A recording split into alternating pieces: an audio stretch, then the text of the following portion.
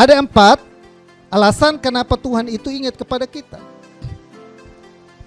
Kenapa Tuhan itu selalu ingat kepada saya dan juga Bapak Ibu yang ada di rumah, kepada oma-oma, kepada opa-opa.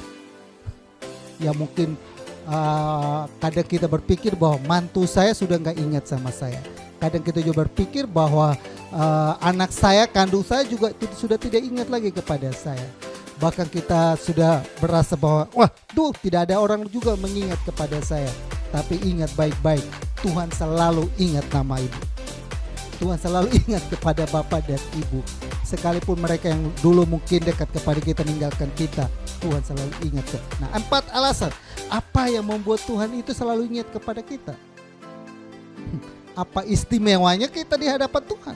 Apa lebihnya kita di hadapan Tuhan?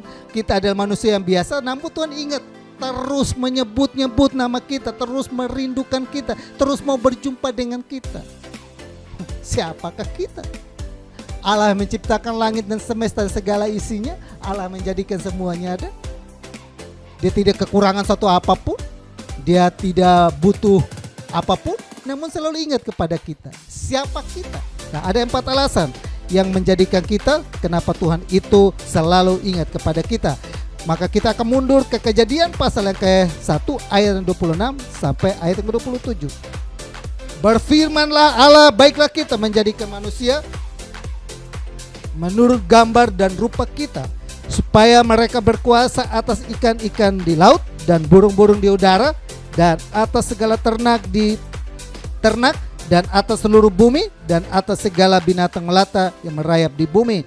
Maka Allah menciptakan manusia itu menurut gambarnya Allah diciptakannya dia laki-laki dan perempuan.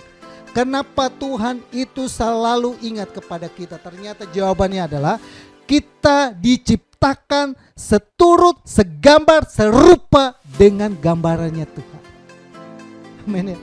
Ternyata ini adalah jawabannya. Kita yang manusia yang hina bila dibandingkan dengan alam semesta, ternyata alam semesta itu tidak diciptakan menurut gambar dan rupanya Allah. Hanya manusialah yang menurut gambar dan rupanya Allah. Ada juga di-compare dengan binatang-binatang dan burung-burung di udara pun tidak diciptakan segambar dan serupa dengan Tuhan. Kenapa Tuhan tidak perhatikan itu gajah atau dinosaurus, tapi malah kenapa Tuhan perhatikan lebih perhatikan kepada manusia? Karena kita ini diciptakan menurut gambarnya Allah, diciptakan menurut rupanya Allah.